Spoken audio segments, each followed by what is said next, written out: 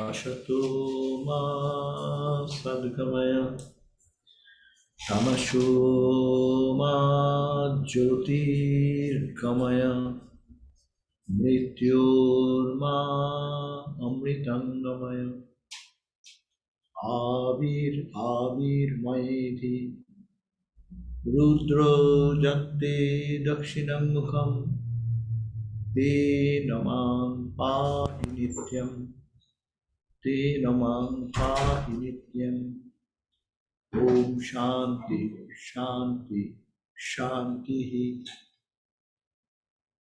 O Lord, lead us from the unreal to the real. Lead us from darkness to light and illumination. Lead us from death to immortality and evermore shine in our hearts with your resplendent face. Om peace, peace, peace be unto us all. My loving regards to Brother Shankar and also all the nice devotees which I missed many days to see. There's a great chance to see you all again.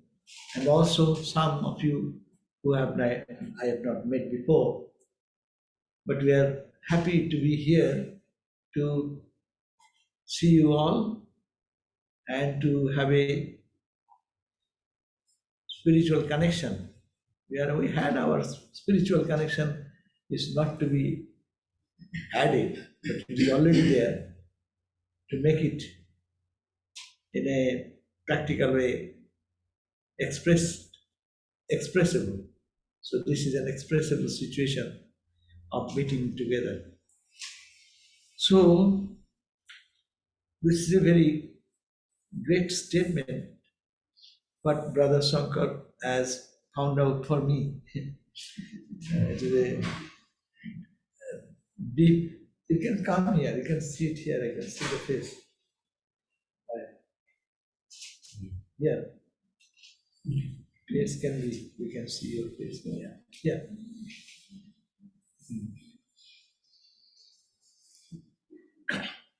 So the topic is mythology. What did Swami Vivekananda mean by that?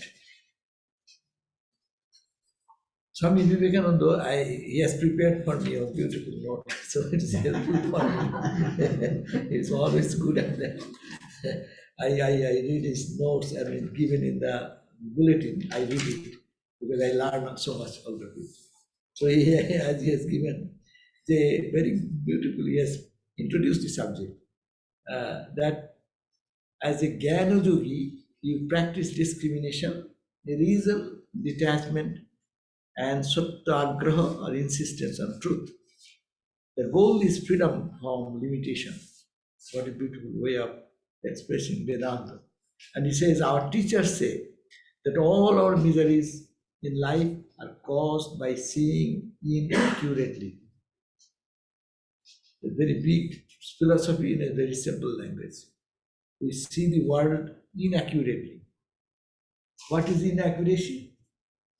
It is all Brahman, all God, all divine. I see not God but everything other than that. This is inaccurate vision, inaccurate looking at life. We place so much value and interest in the things which is happening in mundane life. Today's situation, today it is serious, tomorrow it goes away, tomorrow I am crying, tomorrow I am happy. That is passing things. We pay so much value to this impermanent, but we don't see what is the permanent behind. This is a misapprehension. Our eyeglass is wrong. It's a Maya glass. It's a confused glass. It's a clumsy cloud over my eyes. And that cloud gives us the vision that there is no sun, all cloud, life is misery, life is suffering, life is full of joy. Mart of joy. There is nothing but God. There is nothing but Satchidananda in the universe. But where is the problem? An earnest, persistent Gyani may break through this misapprehension. That is our task before us, is to break this misapprehension and to come back to what is the right thing to see. See the truth face to face. That is the purpose of. And what? See only the divine presence everywhere, in everything, and in everyone. There cannot be any clarity of Vedantic perspective of life. That is the truth. Whatever I see, that is misapprehension. And the topic starts there. Topic says, if someone says, I'm a mystic vision, gods, goddesses, angels, oh, these are all myths. Why myth? No, it has no existence. It's all imagination of you who are hallucinating. So Ramakrishna used to see all these things. And Swami Vivekananda, the mind of our mind he is representing. He said, it's all hallucinations of your brain. You know, these are all non-existent things. Why is Mother Kali, Durga, all these things you are saying? But we give emphasis to that. That is myth. But this is very true. I am true. Ari, you are reading the same thing through the lens of your mind. In one place you are saying what your mind reads, this is true. In another plane your mind reads, it is not true. So we create a distinction between myth and this. What is myth actually? Literally, myth means it is not something non-existing you are creating by your own mental imagination. But spirituality is not like that. As we transcend into the higher realm of our spirituality, stratas of experiences will come. This journey to the infinite. This reality, yes, this is real, but if a good dream, divine dream, you remember so vividly, it is no dream to you. It creates an impression in your heart and it carries you afterwards. After a month, you remember, your heart swells in joy because you have a good experience there. Your violent experience, people see something, that also has its impact. Are they true or wrong? This is the very basic idea to understand. Are they true? Everyone will say, no, dream is dream. What is the truth in it? Vedanta does not say that. Dream is seen in a state of mind. The waking state is also a state of mind. You are tuning into the gross experience of life. That is a reality. Because your mind tells you this is hard, solid. And when you dream, there is also a table that is hard and rock solid. There you drink water, there is water.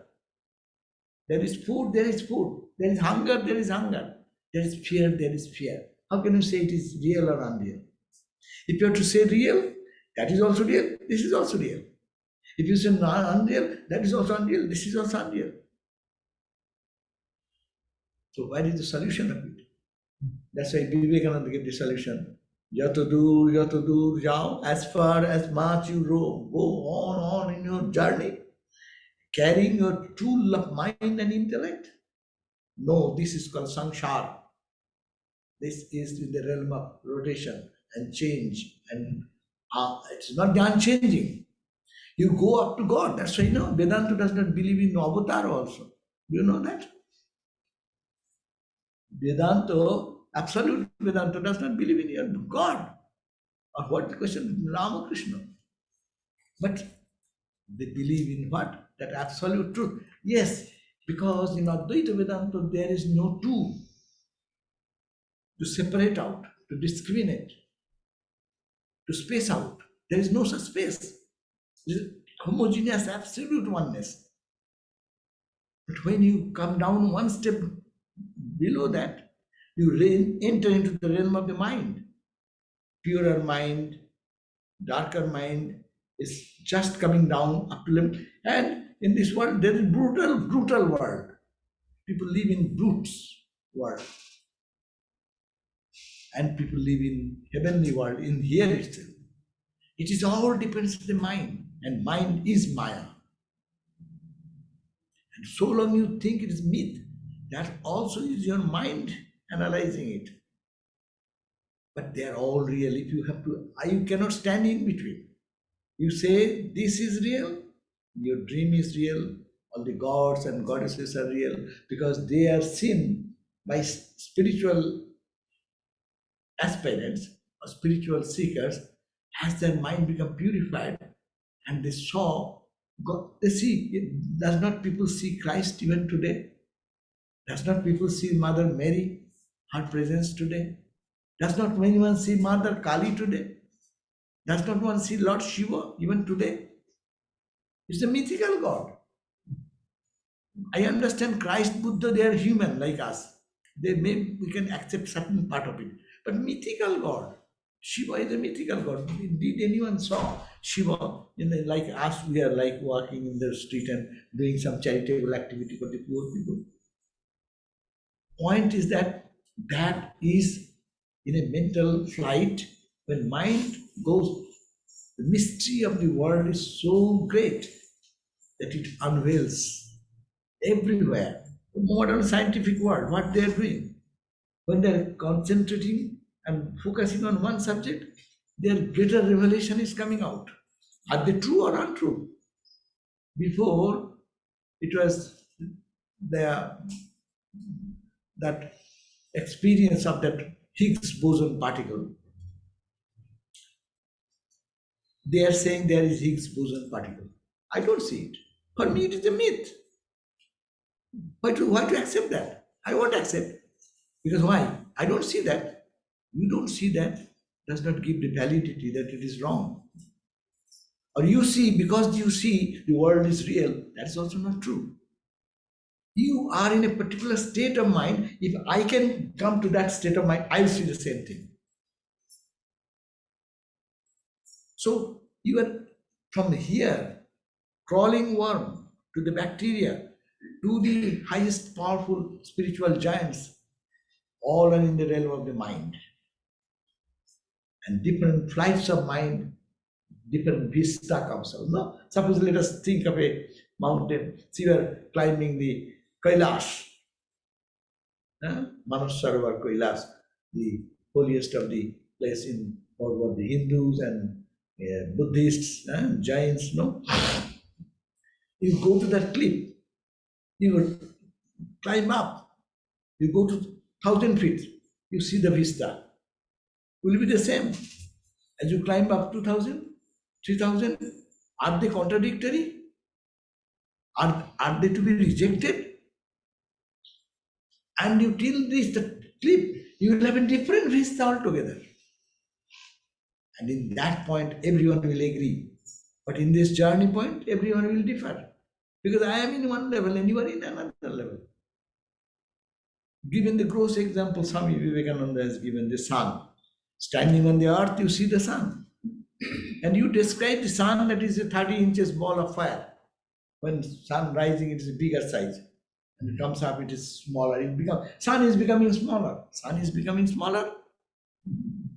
Am I saying wrong thing? You cannot refute me. I'm seeing that. My seeing is from my perspective, from my lens of my mind. If I can stand on your platform and your lens, then I will see the same thing as you are seeing. So these are the plateaus, different plateaus in the spiritual journey. And Ramakrishna is the only reality we can testimony of this age. He testifies every stage of journey in the spiritual journey. Where even the Upanishads get mute to speak, Ramakrishna expressed those visions and things as clearly as he can. But Noren says, Vivekananda says, I don't believe it. It is your hallucination. But what was Ramakrishna's response? I see Mother. I talk to her, Mother Kali. She responds to my call. She's as real, more than real, as I am talking to you. Vivekananda had to understand that in his maturity. He said, Oh, Ramakrishna, he has injected in me That mother who is driving me nuts from one corner of the world to the other world like anything she likes. No, that is the play of the divine going on in the realm of this jurisdiction of time space cognition. If you are in time space cognition, you are in the level of mind and you will have to accept all these as real in different flights of journey. So here Swami Vivekananda said, what he said, spheres, different spheres or plateaus, devils and gods, and reincarnations and transmigrations are all mythology. People don't believe in these things. Why bother about these things? Reincarnation. What do you bother? Your present life is life. What is reincarnation?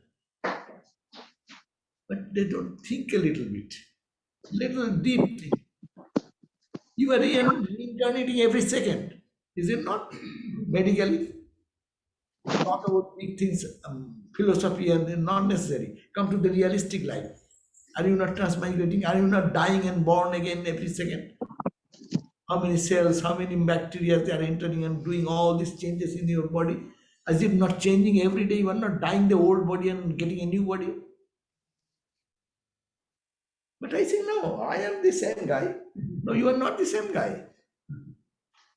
So similarly, when you talk about the spheres, they are spiritual spheres, and talks about the devils, they are holy people, gods and goddesses, Indra, Chandra, these, that. Oh, gods, reincarnations, one is coming back again. These are all, and transmigrations are all mythology. Don't believe that. It is no permanent. I don't see it. This philosophy is a wrong philosophy. What I don't see, because I don't see, it is true. I don't see the stars in the sky, so there is no stars. I see the stars to be dots of light. The stars are dots of light. So that is not proper. That's why it is said these are mythology. So also Swamiji's idea, if you say those are mythology, so also is this human life is a mythology. First say it is mythology. It is Maya. It is appearance. It is not true. Have you the courage to say that? No. Why then the gods and goddesses are mythology? Powering on. Wrongly Welcome to interpreting All the Tech Launching. standing in one platform, judging all other spheres of existence. So also that the great mistake that man always make is to think that this life alone is true. This is true. What I see through the senses, perceive through our experiences, understand through our intellect, that is the alone life alone. They understand it well enough when other things are called mythologies. They understand it well enough. Other things, they are mythology. They understand it much better.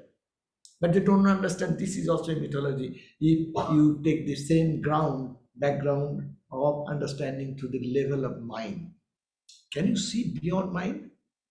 Can you take out the lens of your mind? Then you see it is all permeated with God. Athu atu jatataparu divo jyotirdityate. In the Upanishad said that light which is transcending light in the Duloka, in the heavenly plane, that which is in this earth, that is below, that same light permeates everywhere. It is a revelation of the sages. Stand on that platform and see you are not a human being. You are pulsating with that consciousness. You are all consciousness only. That should be they and these people, those who say it is mythology, they understand it well enough when other things are called mythologies, but are never willing to admit the same of their own position. Only one-sided view. Those are mythologies because I don't see gods, goddesses, angels, or divine entities. eh? These are all mythologies, but this body is true. You are contradicting yourself through the mind that and our experience. You are contradicting your experience and your reality of the life. When we are in dream, do we think it is a mythology or it is just my mind's creation? We don't think that time because we are in the mind, and mind says it is everything is true. Now I am saying this is true. Now I see yesterday that came and went. So that is myth. That is only dream. That Ramakrishna said, divine dreams are all true as like this. Many people have divine dreams, good dreams, and that they sometimes find it happens in life. So point is that we have to accept that this mind, wherever there is mind, whatever the mind shows us, we think that is real. Those who are mentally, say, very much affected people, they live in their dream world, in their imagination world. There is nothing as such, but they're creating their own imagination, and all people say, "Oh, he's not thinking properly." Others are saying thinking not properly, but he's thinking, "I am the right person," because his mind is showing, and his world is there where your mind is. So that if that mind can be purified, that's why spiritual life is purification of our mind. Initiation, diksha, mantra japa, study of the scripture, attending to spiritual classic music, and whatever can elevate us. This is only to purify the mind. Chittasya shuddhaye karma. Even all the actions we are doing, Shankara says, it is for your shuddhi, purification of your chitta. Spiritual life is nothing. We need not have to tell God, "Oh God, come one day in my life." Rather, God is saying, "Hey, what a fool. I am sitting in your heart all the moment and I am looking at you. Please look at me." You are focusing that side and saying, "Oh, where is God? Come to me." Huh? So, this is the wrong idea about us. Without God's presence, I cannot blink.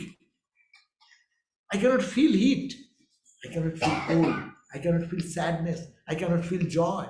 I cannot feel any emotional upsurge or down, depressed. Even depression is not possible without the presence of God. Who will feel I am depressed if the consciousness is not there? So all experiences are happening because of that consciousness, because of that self, which is we call lovingly God in dualistic language.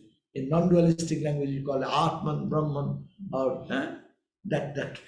But truth is that it is only permitted. Swami Vivekananda said in the some inspired talks you have read that before seeing this table, you see God first, and then you say this table next. That means when you look at the wave in the ocean, you see water first, and then you see the form. It is small wave, big wave, it is below, or it is a bubble, or it is a foam, but it's water. You see water first, but you recognize name and form more. You give more emphasis on name and form rather than the content. Therefore, you see it as water, the way people. We are all different, wearing, in Vedanta we say it is all different costumes, no? But these costumes are also made of the same element. Costumes are made of the same element as the material. Thakur Ramakrishna gave the example. The wax garden made of wax. The tree is wax. The person standing there is wax. The person in the total scene, say Last Supper. You go to Hollywood, there is a wax museum. So wax museum, if you go and visit in the Last Supper, you see the bowl, the bread, the table, Christ sitting, and all the direct disciples who is whispering like that. It is nothing but wax. All are made, every eyelid, eyebrows, ears, nose, finger, everything is wax, wax, wax, wax, wax. But we don't see the wax. We see the name and form. and we get our reactions and actions because of that. This world is same. I'm seeing you.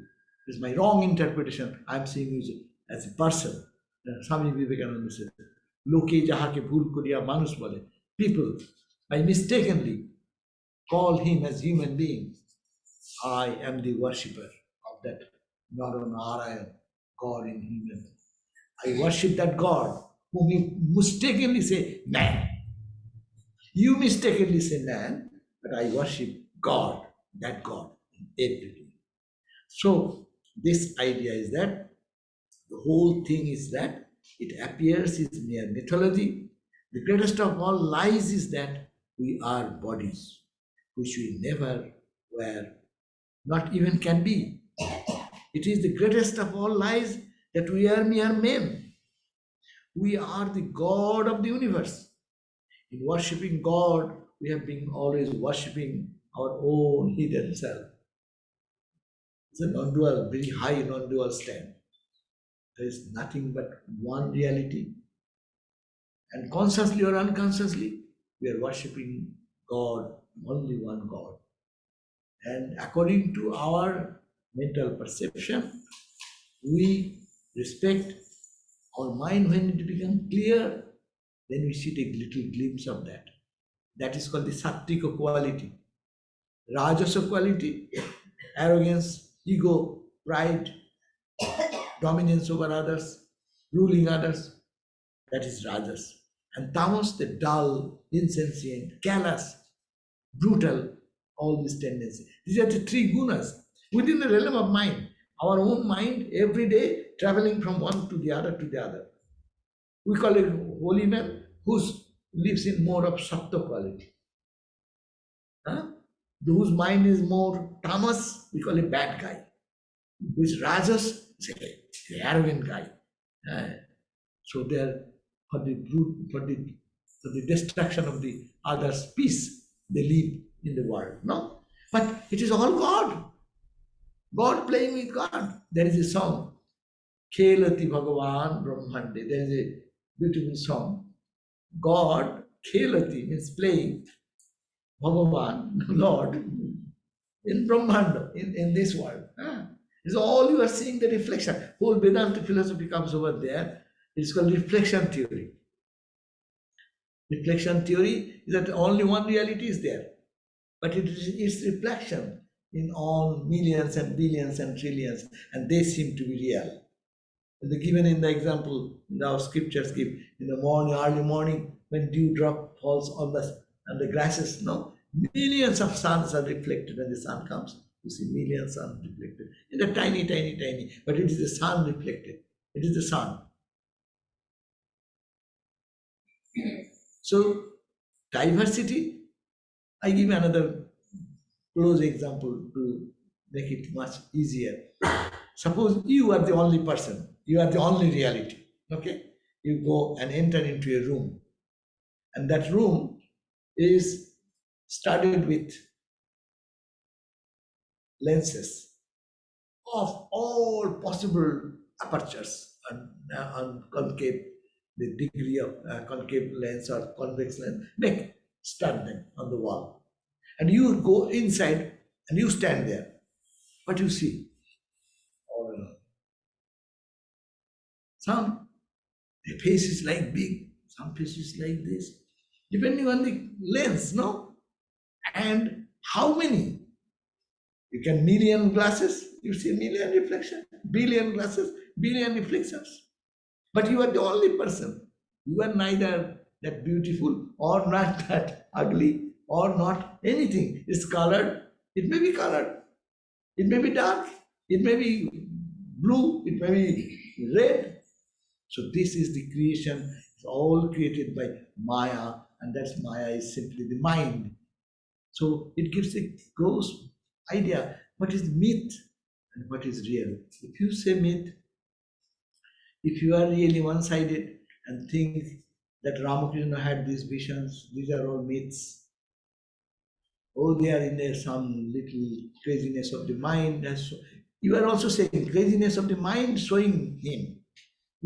Our mind is strong. Ramakrishna's mind is weak. So he saw something crazy. Okay, then you are accepting the mind of Ramakrishna, and you are accepting mind of yours mind. So if you think that, you cannot be partial in saying those experiences, all the saints and sages of the world through the centuries and millennium they have experienced, they are not myth. If you are to say myth, then you first say this is myth. Who is speaking? It is a myth. This is non-existent. It cannot be there because it is a changing substance.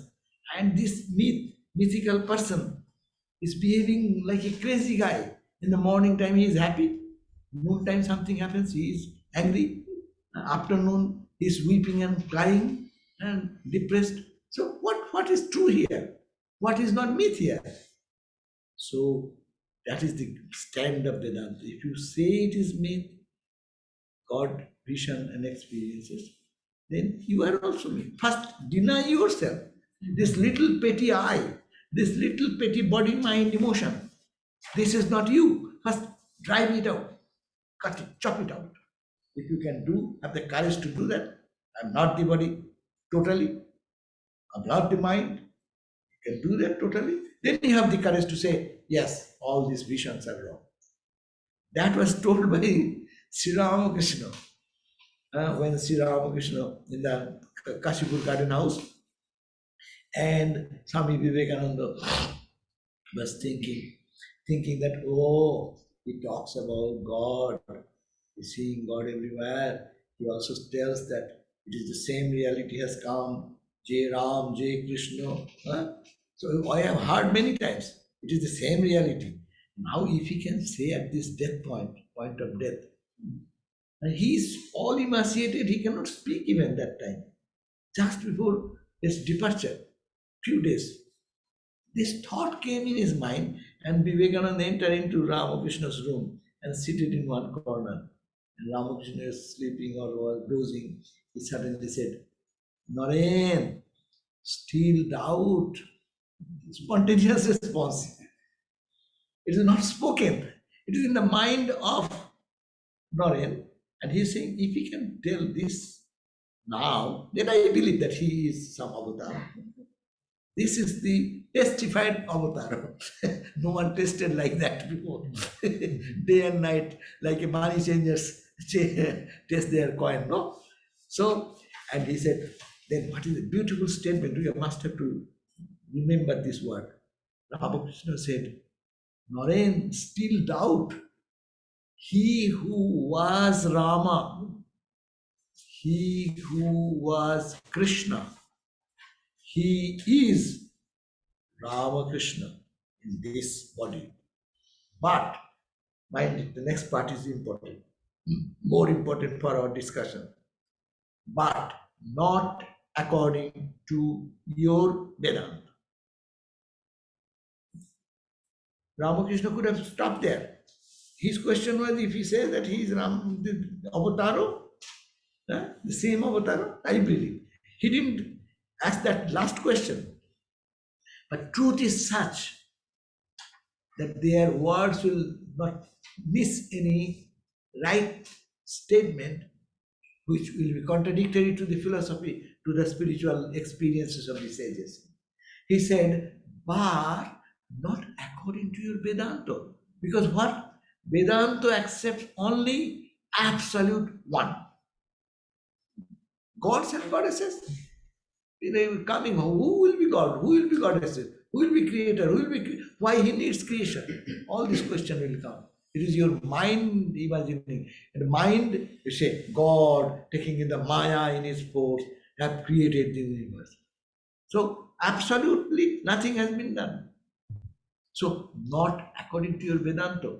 Your Vedanta says that absolutism is there, non-dual, absolute, and there is no concept of two. Dityad vai bhayang bhavati. So there is no, from second, there will be a fear, contest. There is somebody, I am somebody, no? But this is a state. That's why our Vedanta says, ekam eva advaitam. Ekam means only. Eva. Ekam means only one. Then why they say or Dvitiyam, not two. Both sides, they are very cautious what they say, lest we misunderstand them.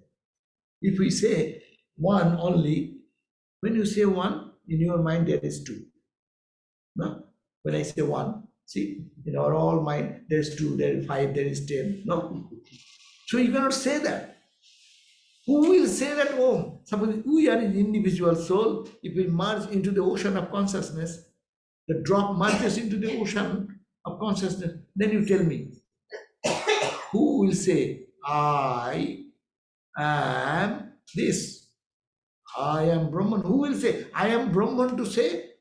It is a beforehand. You cannot say anything being absorbed in that infinity. So that is called the Absolute Vedanta. And there is no position even of gods and goddesses. What the question? No question of avatar. Who will incarnate? There is no question of anybody else than absolute oneness. And that can be only existing there permanently. Therefore, there is no two, there is no many, there is no God, there is no goddess, there is no incarnation, there is no Rama, there is no Krishna, there is no Ramakrishna. In one sense, there is nothing. Even the incarnations, we think in incarnations may be true, but we are not true. It's a partial view. That's why interpretation of the mind. So we should have to clear the interpretation about myth. If we say myth, then it is myth. Everything is myth. I am talking, it is myth. I am seeing you, it is a myth. I am experiencing any happiness, pleasure, pain, it is myth. But if you say this is myth, the dream is also myth, God vision is also myth. But purer mind, so long you say in the purer mind, if you say this is true, I have a body, I do meditate, I think of God, my mind becomes peaceful. So long you are talking all these words, you are in the realm of the mind, and in that realm of the mind, all are true. But not at a time. At a time, because I am not viewing the same thing at a time, all these men. Only avatars can see. That's why Ramakrishna, for him, anyone comes to him, everyone feels that he understands him and he speaks his language. A devotee comes, Ramakrishna becomes a devotee instantly. He starts dancing, singing, talking. A Vedanta scholar comes, he talks about highest philosophy. There's what you call this, Sikh devotees comes and seeing him, they see that as if their guru, Nanak, is sitting over there.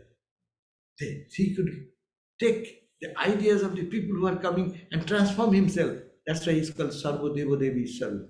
He is the embodiment of all gods and goddesses, means all the ideas, all the spiritual ideas. He immediately gets himself transformed into that spirit. That's why it is, but that is also in the pure state of mind, it is possible. But when you cannot say it is pure or impure, if you say pure, there is in your mind little trace of impure. In language, when you come into language, then you disturb the whole spiritual tradition. Because language always distorts the thing. Suppose, in your day-to-day experience, suppose you have a good, suppose you have a nice ice cream. Just a simple example. Tell me, how was that nice ice cream you tasted? Tell me. What will you say? Simple few words. Wow, it was tasteful. It is tasteful. What do you understand by that? Oh, it was sweet. What is sweet? Do I understand anything by your any vocabulary? Can you express your own experience in language? Language is too short to express the experience. So when one goes to that experience of God, that is really difficult. So it is go beyond language. And so Vedanta says it is absolutism is the truth. And relative, whatever you see, it is all in the plane of duality, change. And because of that change, unless we reach that flight, we cannot see that. But we cannot deny that they are myths. So I think that we have discussed this. So he says in worshipping God, this is the last one. In worshipping God, we have been always worshipping our hidden self. See, whom we worship? We worship Ramakrishna. There we worship Christ. Who is Ramakrishna? Who is Christ? Embodiment of that Satchidananda infinite bliss. And Satchidananda is also my foundation. I am Satchidananda with the name and form. I am covered with darker coating, and there is the brightest coat. No? So that internal truth of Satchidananda manifests in every action, every word, every posture, every gesture. And because I am covered with darkness, so all the ugliness, negativity, anger, frustration, all manifest to our life. So that we are worshipping whom? We are worshipping any gods and goddesses, we worship ourselves. That's another point, very important point to understand. Our real me, I am worshipping my real me, not this false personality. But who is consciousness in a devotional language you call God or Shiva or Kali or Ma Durga or in any name you give.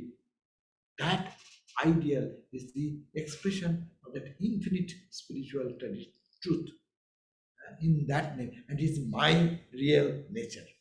So I am worshipping myself. That's why in the Ashtavakra Gita and others you will find after the realization, the person who had the realization says, "Oh, aham namo majam."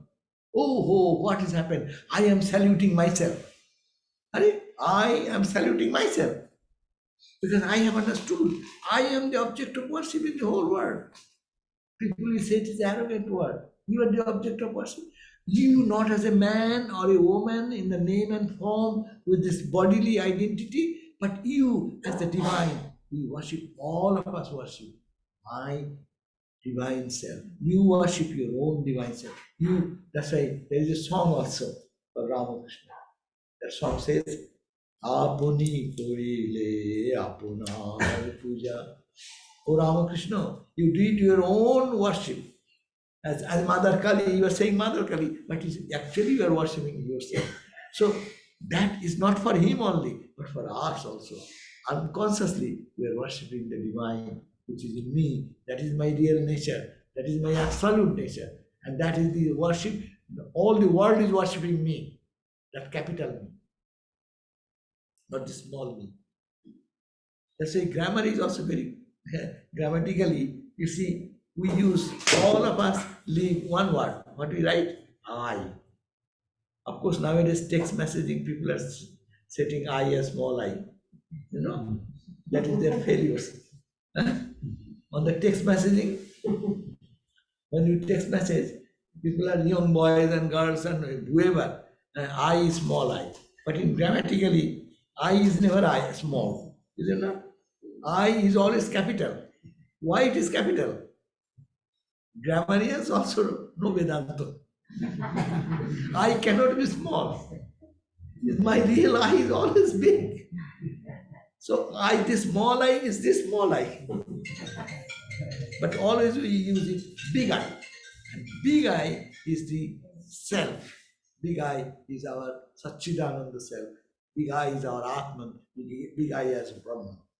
So we are worshipping ourselves in the form of worshipping these deities and gods and goddesses. I am really worshipping my Satchidananda self. So that is the Swamiji's idea. That in worshipping God, we have been always worshipping our own hidden self capital. Not the small self, but the big self. We are worshipping. So this is the secret of our spiritual practice. And here we have to understand that we should not limit God to the range and percept in the range where our mind can understand, but there is state beyond mind. So if we go to that level, there is no God, there is no goddess, there is no demon, there is no other. In the Ashtavakra Samhita and other areas, sometimes they say, I am Shiva, I am Rudra, I am the Lord of the universe. I am. People will think, what you are talking about? You are a puny, tiny man. Someone can just give you a one shot and kill you. Huh? Some crazy person coming like that, 10 people can be killed. And you are saying, I am Shiva, I am Lord, I am this. I, not as a physical body, I as spirit. And in different flights of our spiritual journey, when I stand here, I see I am Shiva. You stand another level, you see that you are this different manifestation, higher and higher and higher manifestation, until all manifestation is dissolved. You are that you are. Aham Brahmasmi, Tattvamasi, Pragyan and Brahma. I am Atma Brahma. All these are expressions of that absolute. So, thank you all. So, if you have any question for a few minutes, you can.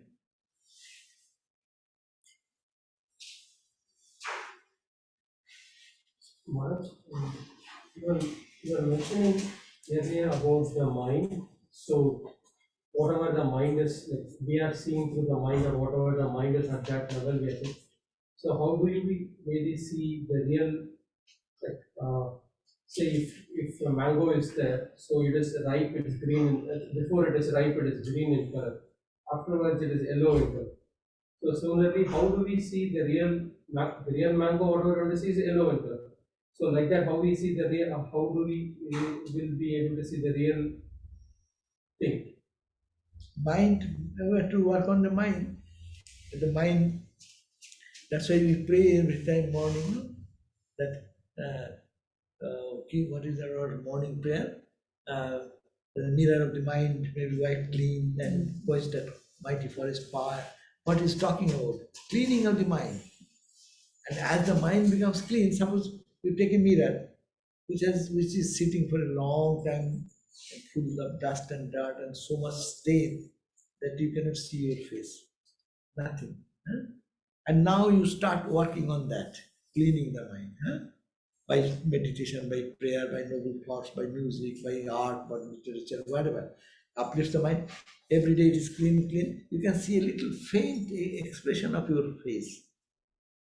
You go on doing, it will reveal more and more and more and more. And when it is perfectly clean, then you see your face as it is. But this example is only one-sided because you are seeing your reflection. But you have to go beyond. There is no reflection. That place you are there, only you are. So did I answer to your question or what you asked or something else? Yeah, it answered my question, but we also tell that like to it takes a long time. Like it may take multiple births or births after births No, to I'm reach not, there. that I am not saying. I will say that depends on your urge and your intense action, how much you do. For 5 minutes in the morning, we did meditate and sit for reading the things like 2 minutes, and then we think that we are making a good progress. So it depends on how much time we give, how much energy we and how much we become mad for that. One sadhu, one Swami was telling that he was in the Himalayas one time, and he was thinking, this is all name and form. This is all unreal. And God is the only truth, and that is Brahman, and Brahman is all pervaded. And but I don't see, I see the real world here. And he was not this, he was analyzing, am I not the body? Am I not this? Am I not this? And really he was so absorbed in it. He took him like a possessed ghost. So that thought took possession of him. So he could not sleep one day. He was doing austerity and meditation for a long time. He was one of our great sadhus. Then one day, it went on like that. That thought possessed him like a ghost. He cannot come out of that thought. And then he did it. He forgot his begging bowl to go to beg food in the Himalayas. If one day gone, no water, no food. Second day it went on. He goes, he's walking as if he's walking like a mad guy and going and sitting on a rock and sun is setting. 2 days gone, third day he said, I shall run mad. I cannot continue. He is not taking any food, any drink. This thought has possessed him like that. How intense is that? And then he said, ultimately, he was thinking what will happen. And in this Himalayas, there is no friend of me. No one can, I can talk to anybody and to rescue me. Anyhow, he was coming with this intense thought, and suddenly he had a revelation in the moment. And he said, they're very reserved people. They say, after that experience, the stay in that Rishikesh was very absolutely pleasing days, and there is no sorrow, no suffering. It is all full of bliss. So, in a sparkling of a moment, in a spark of the time, revelation can come. When it will come, intensity of our practice. Thakur said that if we do, God will also come. So much step. He was frustrated. He was thinking, shall I die? Shall I do? And God's grace came at last moment. And at the twinkling of an eye, it happened. And that experience transformed him totally. Because he was practicing spirituality, he could retain that. Here is the point. When we fail to keep that experience, because we are not trained our mind to do that, but he is a trained yogi. He is doing for 50, 60 years of spiritual practice. And that time he became mad. So that's why he has profuse experience beforehand, of course, but this absolute experience of the non-dual reality, whether it is true or this is true, this was not clear, and he has not experienced that. But at the last point, by God's grace, he got it and solved all mystery of life also. So it depends on that. Yes. Swamiji. I have a question about Sri Ramakrishna's bhakti practice before he took the sword of discrimination and cut Mother Kali in half. Apparently, before that, he was having a first-person perspective and interacting with Kali and worshiping her and missing her when she didn't show up. After he chopped her in half, could he still worship that way? Would he have to descend to worship that way again? Yeah. That was, you look at that when it happened. When he was practicing non-dual spiritual practice under Totapuri, his teacher, he said all names and forms are illusory. God is beyond any name and form and beyond all elusive nature of duality. So you focus your mind in the non-dual. But he says, here, when my mind goes before merging, my beloved mother is coming. So much beauty, so much joy, and I loved her so many times. How can I penetrate? How can my mind go beyond that? Mind stays there, mind does not. In the sixth chakra, it is standing here. It does not go beyond. Then the ideal teacher, as was the Putapuri, he then said, fix your mind here. Why it will not go? And then it was his expression that he thought knowledge as the soul. What is knowledge? Mother, this is your name and form, but you are also beyond name and form. Mother is not limited in the form. Mother is also Nirakar, Nirguna. And you sing Ramakrishna used to sing those songs. But that point, he just chopped out nothing. With the knowledge, this knowledge was his soul. And he analyzed in his mind, yes, this is only mother. Mother is also that. So let me transcend. So that is the chopping the head. Actually, not in a physical sense or in any other thought. It is transcending the level of duality to absolute non-dualism. So it is not. And then when he came back, he again, when you come back again, you come back to your own mind, old mind. Naturally, you will be the same, but with a new vision, another perspective. Thank you. Would you draw a line between the brain and the mind? Brain is physical.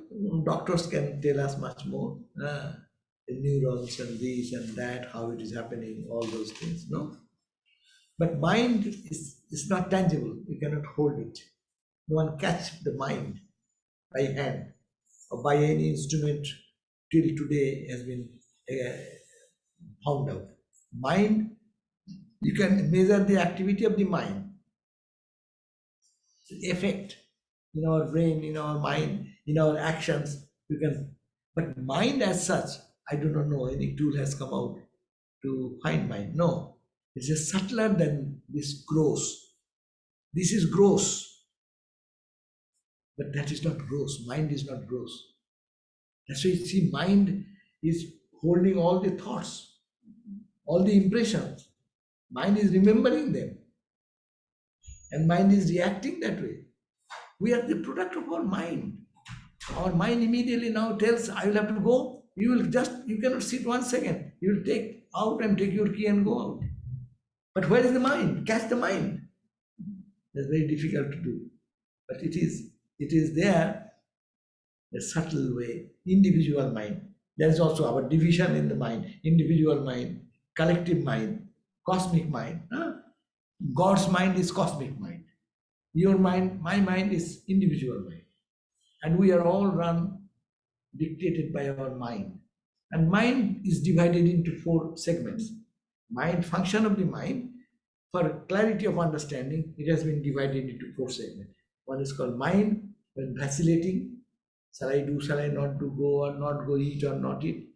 Then you decide, decisive faculty, intelligence, and then ego, it becomes another I, as also remembering faculty. These 4 faculties meet together is called mind. Simply, sometimes we talk it mind. Talking about mind, Eh? Krishna, in Bhagavad Gita, Huh. says Chanchala, Hmm. Kevana Krishna. Krishna. So mind is always Always. figure. Yeah. The mind runs into actually all the things we see because of mind. The mind is not there. Suppose I am talking to you are listening to me, but your mind really suddenly comes to think of something else. That word you will miss. Not that my sound wave has hit your ear, but your mind was disconnected for some reason. That moment you don't hear anything.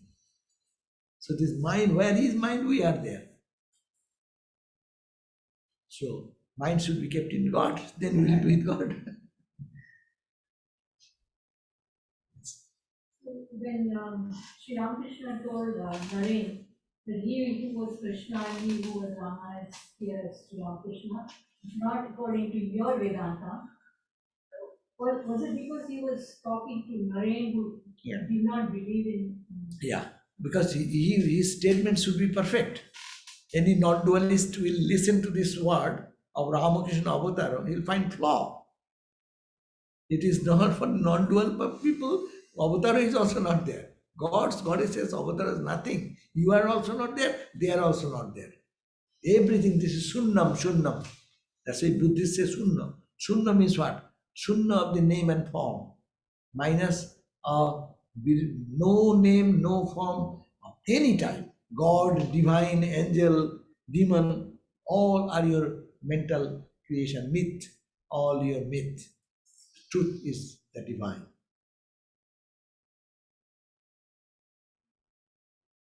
Okay, so brothers, shall we end here? As pleases yourself and the congregation, Maharaj. So again, for those of you who know the Swami's responsibilities at all,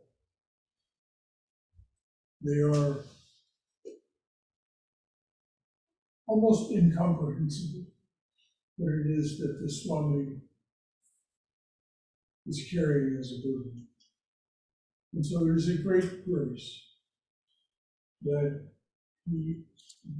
I did not call him and ask him to come.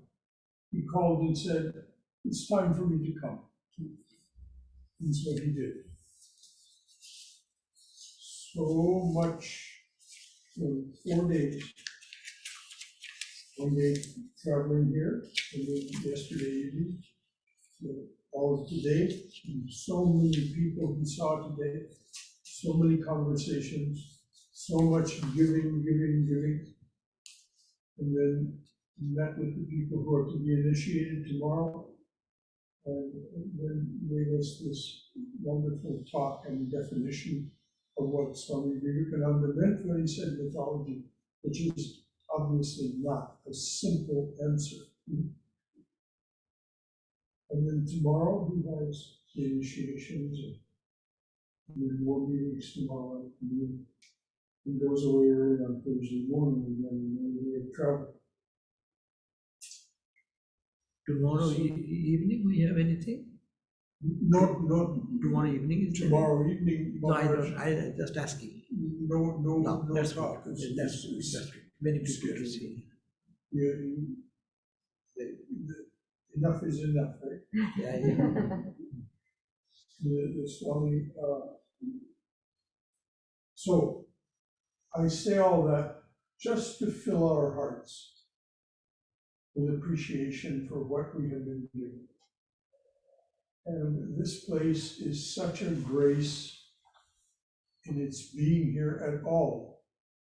And then such things happen as the Swami coming to visit and adding to that. And everyone who spoke to him today would agree, I'm sure, that they're so glad that they made the effort. Some people drove 3 hours to come here. Some people drove an hour, some people drove. In any event, it was quite a day, and tomorrow will be quite a day again. And with that, I will just close with our closing prayer. Let there be peace in outer space. Let there be peace in outer space. Let there be peace in the sky, on the earth, and in the waters. Let there be peace in the sky, on the earth, and in the waters. Let there be peace in the herbs, the plants, and the trees. Let there be peace in the herbs, the plants, and the trees. May the gods be peaceful. May the gods be peaceful. May the whole universe be pervaded by peace. May the whole universe be pervaded by peace. Let that infinite universal peace prevail throughout my being. Let this infinite universal peace prevail throughout my being. Om Shanti, Shanti, Shanti. Peace, peace, peace be unto us and to all beloved beings everywhere. Again, thank you so much for coming, and thanks to the Swami for offering us all he has offered. I'm also very thankful to Brother Shankar. He's doing at these health conditions such a service to Thakur and the children of here. And you are also great that you could participate and stay and make it a reality by your unique spiritual life. And please come and join and keep this let go on, continue on. Thank you. Mother's will be done.